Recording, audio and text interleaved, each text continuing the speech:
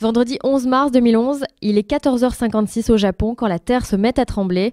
Le séisme dont l'épicentre se situe en mer, au large de Sendai, est bien plus puissant que d'habitude et évalué à 9 sur l'échelle de Richter dans un premier temps. Aussitôt, une alerte au tsunami est lancée, mais il est déjà trop tard. 10 minutes après le séisme, une vague de 4 mètres atteint la préfecture d'Iwate. En tout, ce sont 600 km de côtes qui vont être ravagées par ce tsunami. À certains endroits, la vague atteindra même 20 mètres de haut. À 19h03, le gouvernement déclare l'état d'urgence nucléaire. Une centrale a particulièrement souffert du tsunami, c'est celle de Fukushima Daiichi.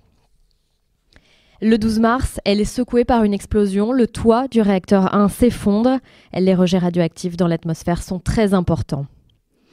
Le 14 mars, alors que la magnitude du séisme a été réévaluée à 9, 2 explosions se produisent dans le réacteur 3. Faute de refroidissement, les problèmes vont s'enchaîner. Le 15 mars, 2 autres explosions endommagent le bâtiment du réacteur 2, tandis que des explosions, puis un incendie ravagent celui du réacteur 4. Dès le 16 mars, les autorités décident de déverser des tonnes d'eau de mer par hélicoptère pour refroidir les réacteurs. Mais le lendemain, les autorités révèlent que le cœur du réacteur 3 a lui aussi été endommagé. Entre le 21 et le 24 mars, les mauvaises nouvelles s'accumulent. Des produits frais sont contaminés dans la province de Fukushima. L'eau du robinet est déconseillée aux bébés à Tokyo et le monde entier s'inquiète de la propagation du nuage radioactif.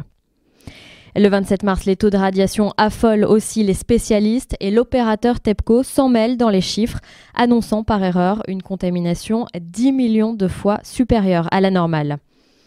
Le 28 mars, de l'eau fortement contaminée est décelée dans des puits de regard à l'extérieur des bâtiments. Et le 31, on apprend qu'une nappe est contaminée 15 mètres sous la centrale. En ce début avril, la situation semble hors de contrôle et le Japon lance finalement un appel à l'aide internationale.